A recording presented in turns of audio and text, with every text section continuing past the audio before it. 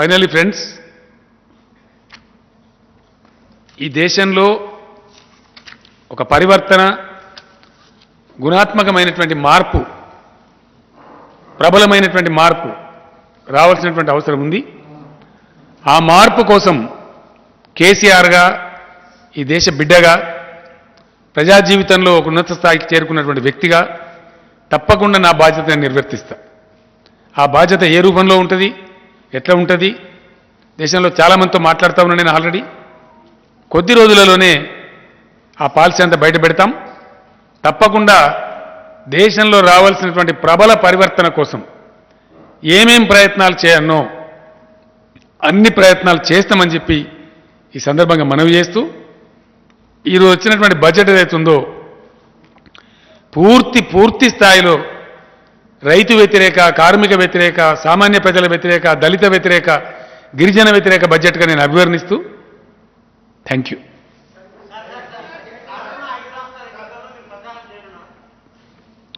ఎందుకు మీరంతా యాంగ్జైటీ ఎందుకుంది మీకు?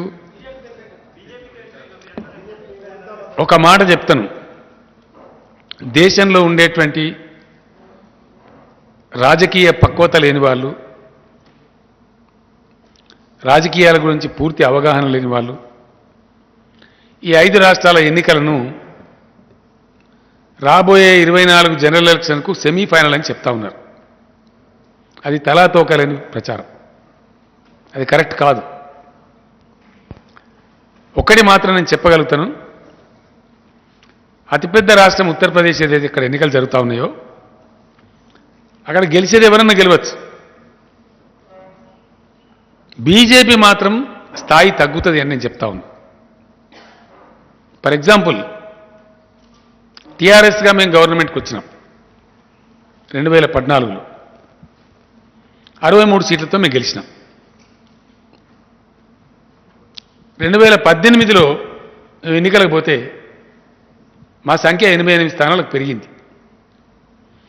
ఉత్తరప్రదేశ్లో నేను గ్యారంటీగా చెప్పగలుగుతున్నా మీకు, నాకుండే సమాచారాన్ని బట్టి గెలిచేది ఎవరైనా గెలవచ్చు, ఎవరు గెలిచినా పెద్ద ఇష్యూ కాదు.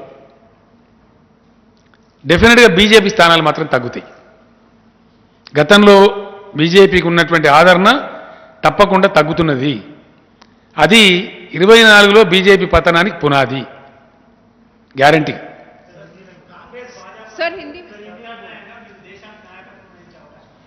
నేను ఇక్కడ ఏంటంటే ఈరోజు తెలంగాణలో మీరు చూస్తున్నారు, తెలంగాణ కోసం ఒక ఉద్యమం జరిగింది, ఒక ప్రాసెస్ జరిగింది, ఒక పార్టీ వచ్చింది. ఆ పార్టీలో వీళ్ళు ఒక ఆయన ముఖ్యమంత్రి అయిండ్రు, కొందరు మంత్రులు అయినరు, కొందరు ఎంపీలు అయినరు, కొందరు కేంద్ర మంత్రులు అయినరు, కొందరు జిల్లా పరిషత్ చైర్మన్లు అయినరు, కొందరు మున్సిపల్ మేయర్, ఎందరో అయినరు. ప్రాసెస్ లోపల ఇక్కడ వ్యక్తులు ముఖ్యం కాదు. దేశ పరివర్తన కోసం జరిగేటువంటి పోరాటంలో ఒక కార్యకర్తగా ఆ ప్రాసెస్లో ఉద్విగ్నమైన, ఉజ్వలమైన పాత్ర నేను పోషిస్తాను. ఇది ప్రధానమంత్రి పదవికి పోటీ కాదు, దేశ పరివర్తన కోసం జరిగే ప్రయత్నం. దయచేసి దీన్ని ఆ కోణంలో చూడాలి. ఎవరైతే ఎల్లే అవుతాడా మళ్ళీ అవుతాడా కాదు, కావాల్సిన దేశం బాగుపడాలి, దేశానికి కొత్త ఎజెండా సెట్ కావాలి, కొత్త విశ్వాసం రావాలి, కొత్త పందాతో యువకులు పురోగమించాలి. బ్రదర్, నేను ఒక మాట చెప్తా ఉన్నా, సిగ్గుపడుతూ చెప్తా ఉన్నా, 75 ఏళ్ల తర్వాత భారతదేశం యొక్క ఆర్థిక పరిస్థితి సిగ్గుతో తలదించుకోవాలి. ఆఫ్టర్ ఆల్ 40 lakh crores దాటలే,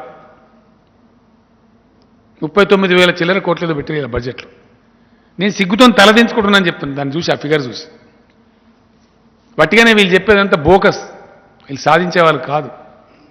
పచ్చి అబద్ధాలు లెక్కలు చెప్తున్నారు, జీడిపి లెక్కలు తప్పు.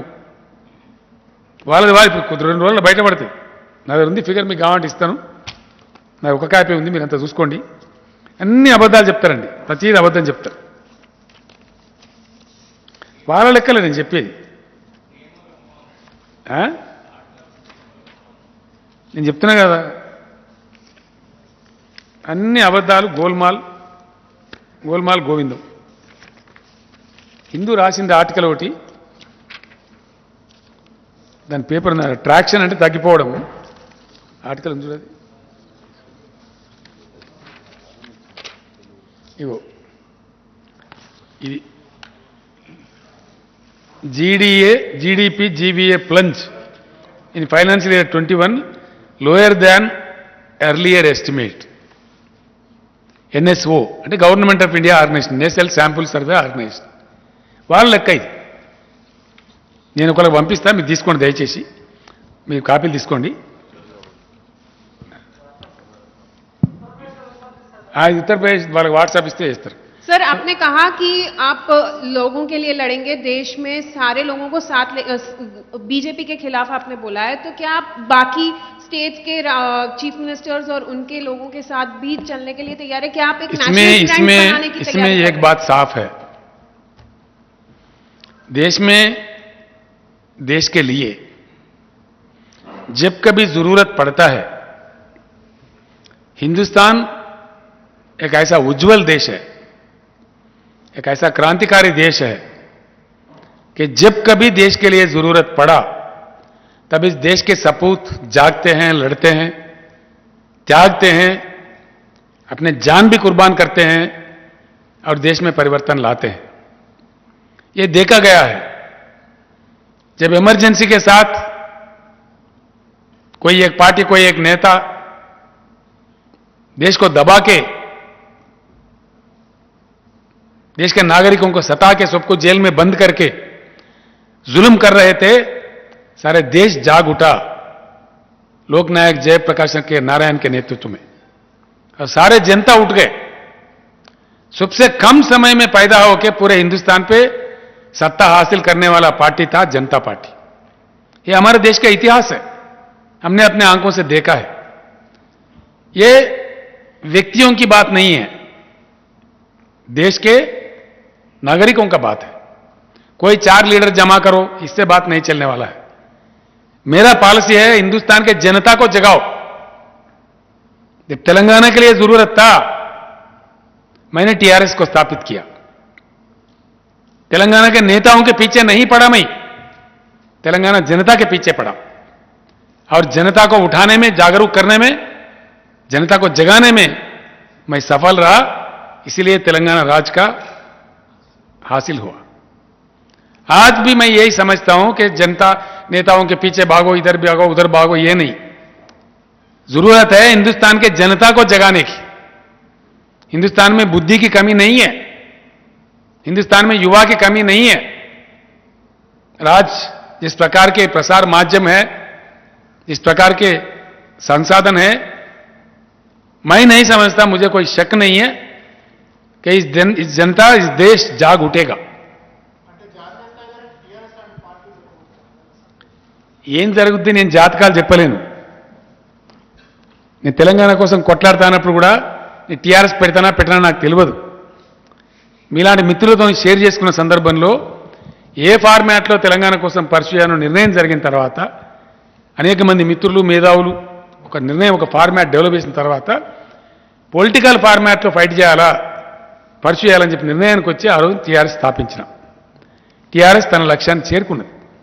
అట్లానే ఇప్పుడు ఏం జరగాలి దేశంలో, ఏ పద్ధతిలో ముందుకోవాలా అనేది మేధోమథనంలో తేలుతుంది. కొద్ది రోజులలో హైదరాబాదులో అఖిల భారత స్థాయి అధికారులు, అంటే రిటైర్డ్ ఐఏఎస్, ఐపీఎస్, ఐఎఫ్ఎస్ అధికారుల యొక్క సదస్సు కూడా హైదరాబాద్లో నిర్వహించబోతా ఉన్నాం. All retired IAS, IFS, IPS అధికారుల యొక్క సదస్సును హైదరాబాద్లో నిర్వహించబోతా ఉన్నాం. ఎందుకంటే దేశం ఇప్పుడు ఏ దారి పట్టాలి, ఏ పందాలో పోవాలి, ఎక్కడికి పోవాలి. దయచేసి దీన్ని సంకుచితమైనటువంటి పదవుల కోసమో, ప్రధానమంత్రి పదవి కోసమో, చిల్లర రాజకీయాల కోసమో నేను ఆలోచించడం లేదు. ఈ దేశ భవిష్యత్తు కోసం, ఉన్న వనరులు కూడా వాడుకోలేని అశక్తత నుంచి ఈ దేశం బయటపడాలి. ఉన్న వసతులను కూడా వాడుకోలేనటువంటి దౌర్భాగ్య పరిస్థితి నుంచి ఈ దేశం మేల్కొని బాగుపడాలి. सर, आपने यूपी इलेक्शंस की बात की. నేను ఏమంటున్నానంటే అంత కలిసి వస్తారండి, టీఆర్ఎస్తో ఎవరు కలిసి రాలేదండి. మీకు చెప్తే నేను చాలా సింపుల్గా మీకు అర్థమైతే కన్ఫ్యూజ్ అవుతున్నారు మీరు.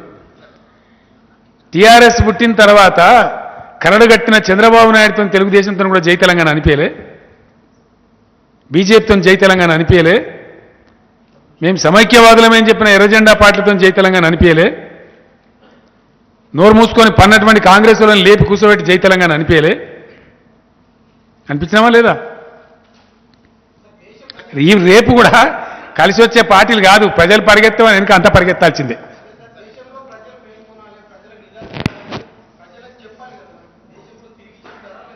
ఇప్పుడు నేను ఏమంటున్నా నీకు అర్థం కాలే, నువ్వు పరిశాన్ నువ్వు.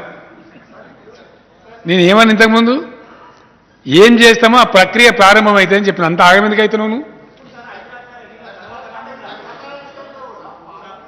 ఏమండి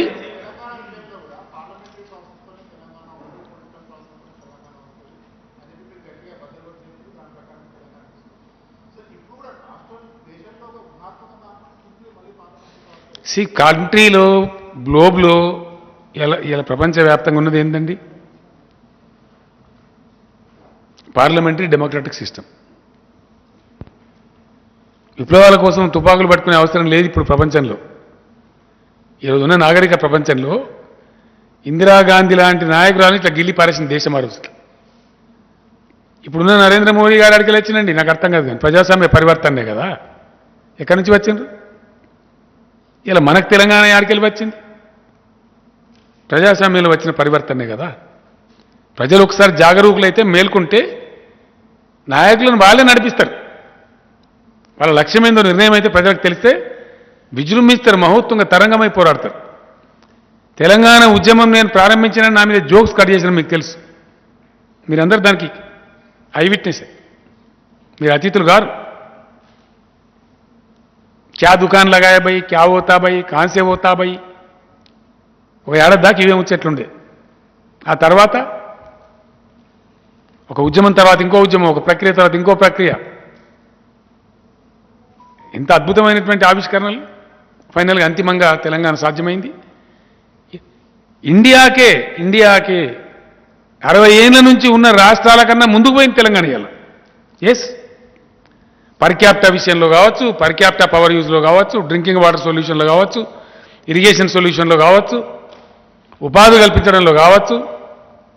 ఎందుకు బ్రదర్? వలసలు పోయిన తెలంగాణకు 11 రాష్ట్రాల నుంచి వలసలన్న మాట నిజం కాదా? మీ మీ మీ రైస్ మిల్లల్లో ఉన్నది బెంగాలీ కూలీలు కాదా? జార్ఖండ్, బీహార్ హమాలీలు కాదా? మీ కన్నా కనబడతలేరా? మీ నాట్లేయడానికి మీ ఉత్తరప్రదేశ్ నుంచి వచ్చి నాట్లేస్తలేరా? మీ డైరీ ఫామ్లలో పనిచేసేది బీహార్ వర్కర్స్ కాదా? మీ కన్స్ట్రక్షన్ ఫీల్డ్లో మీ హైదరాబాద్ రియల్ ఎస్టేట్లో ఉన్నోళ్ళంతా రాజస్థాన్, బెంగాల్, బీహార్, ఉత్తరప్రదేశ్, జార్ఖండ్, బీహార్, మధ్యప్రదేశ్, ఛత్తీస్గఢ్ కారా? వలస కూలీలకు 172 రైళ్లు పెట్టి పంపించిన మీ తెలంగాణ ప్రభుత్వం. తెలంగాణ రాష్ట్రం ఏర్పడితే తెలంగాణలో పుట్టే మ్యాండేట్స్కి, తెలంగాణలో జనరేట్ అయ్యే వెల్త్కి, తెలంగాణలో పుట్టుతున్న